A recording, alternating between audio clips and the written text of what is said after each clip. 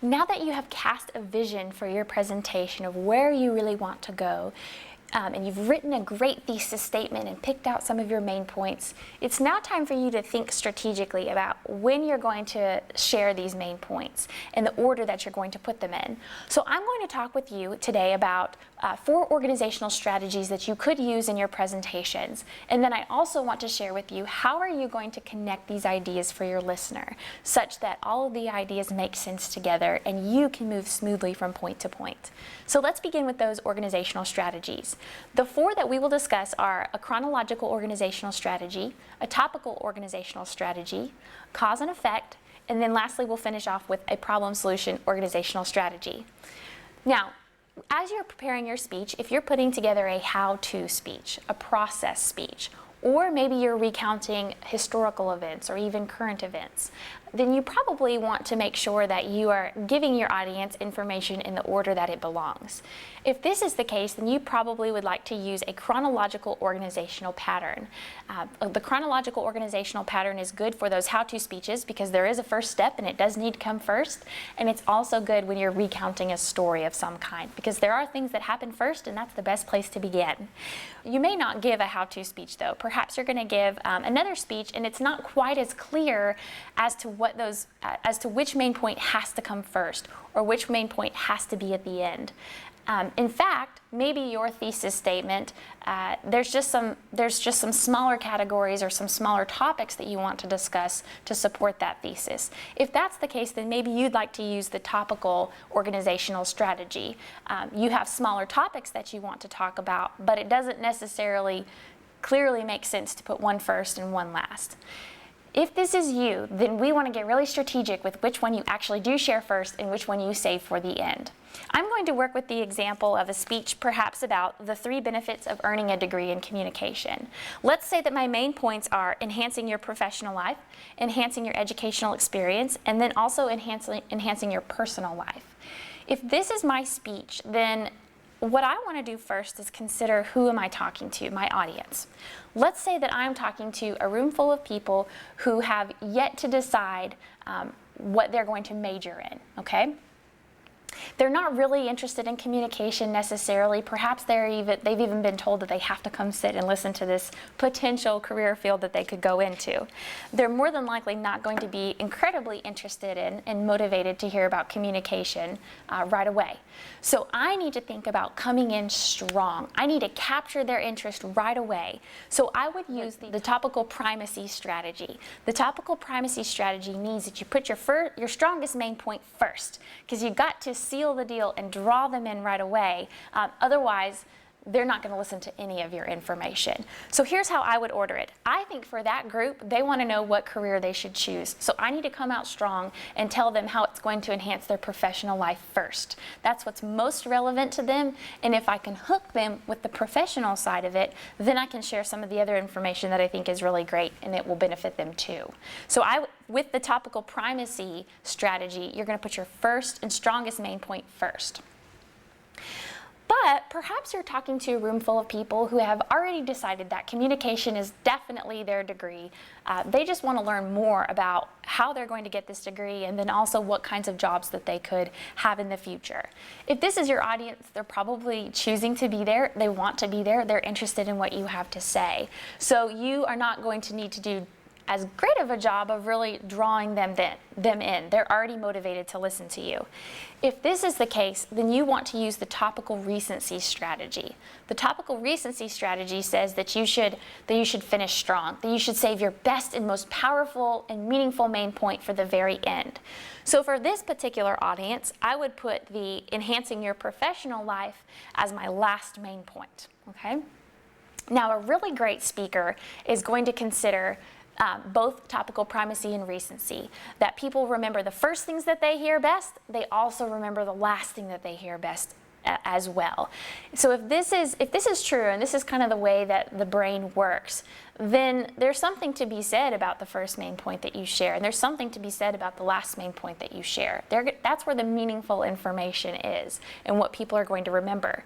So what I would do is I would actually put my second strongest main point first, with my audience who wants to be there and who's interested.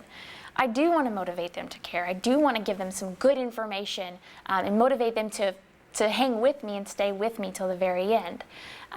So in this example, I would actually put how it's going to enhance their educational experience as my first main point, because they have chosen it as a career field. It is what they're going to be studying for the next couple of years, perhaps, and that's really relevant for them. So that's going to motivate them and draw them in.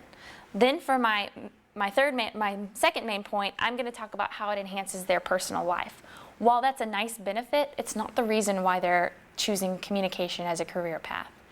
And then I'm going to finish strong, because I really want them to remember just how much studying communication is going to benefit their professional life, because that's also going to be the information that they remember the very best. So great speakers are going to start off strong, and they're also going to finish strong, because that's the information that people tend to remember.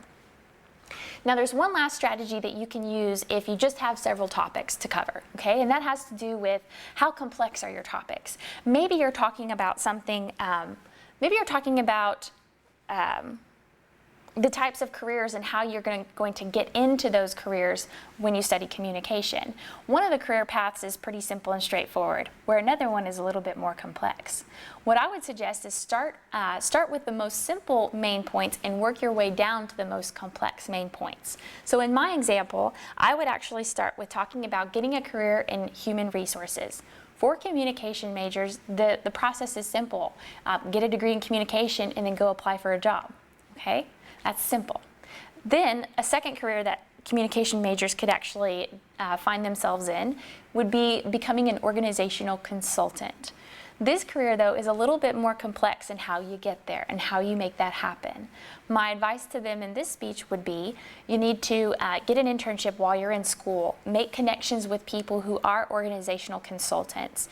You need to network, you need to learn about the businesses in your area and learn about how you can tell them that you can help them do their business better.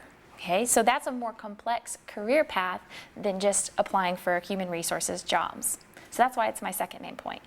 And then I would lastly leave for the very end the education, getting a job in higher education, because that career path involves more steps than even the other two that I've previously spoken about. If you wanted to get a job in higher education, not only do you need to get a bachelor's degree, but you need to get some graduate work as well. In communication, you need to have some teaching internships, you need to learn a little bit about teaching styles, and then you need to kind of locate some higher education schools where you could actually work. So the process is a little more complex, and that's why I end with that one. Start simple, and then finish with the more complex ideas. So this is another strategy you can use if you just have smaller topics in your speech. But let's say that you are choosing a topic to speak on where you want to either explore the causes of an event or you want to explore the effects of an event. What were the outcomes of a certain situation? Well, you probably want to use a cause and effect organizational strategy. And depending on how you answer that question, you're going to organize your main points differently. If you really want to explore the effects that a situation caused, okay, then how you're going to organize it is this. You're going to start first with the situation in main point 1, and then all of your following main points should be the effects that you want to talk about. So for instance, if you wanted to talk about how World War II impacted our society, main point 1 is going to be telling us about the political and economic situation in World War I. You're giving us the situation. Then main point 2 might be the effects on weapon production and design in the U.S., because that's an effect. And then maybe you also want to talk about another effect, the effect of gender division of labor, which was a big ramification that came out of World War II. So you're starting with your situation and you're exploring some effects in your other main points. That is using a cause to effect organizational pattern. But perhaps what you really want to do is you want to explore what has caused a certain situation. It could be a current situation, or it could be what caused a historical event. In this instance, you want to use an effect to cause organizational pattern. So let's say that you are talking about childhood obesity in the U.S., okay? Your first main point is going to be talking about the current trends and how much our society experiences childhood obesity. You're setting the stage, you're giving us the situation. The following main points will be all of the causes that you believe have led up to this certain situation. So perhaps in main point 2, you want to talk about changes in the family pantry. Main point 3, you want to talk about changes in school lunches. And the last and fourth main point, maybe you want to talk about changes in recreational activity.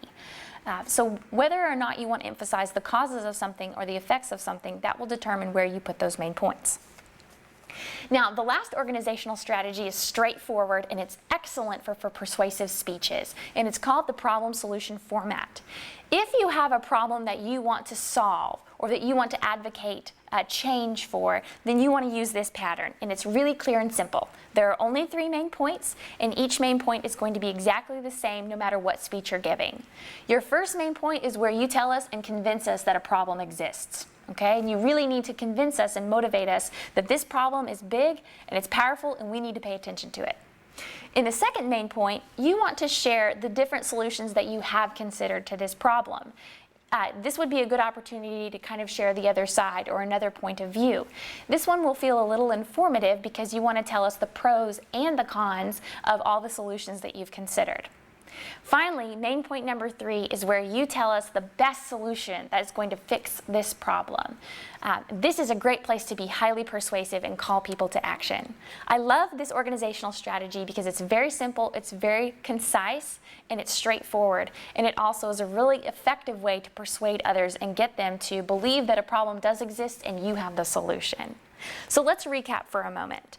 The 4 patterns that we have talked about are the chronological organizational pattern, the topical organizational pattern, the cause and effect organizational pattern, and lastly, the problem-solution organizational pattern.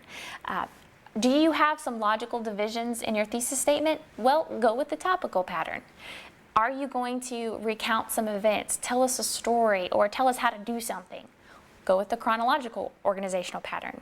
Are you going to emphasize what caused something or the effects of a certain situation? Cause and effect is the strategy you want.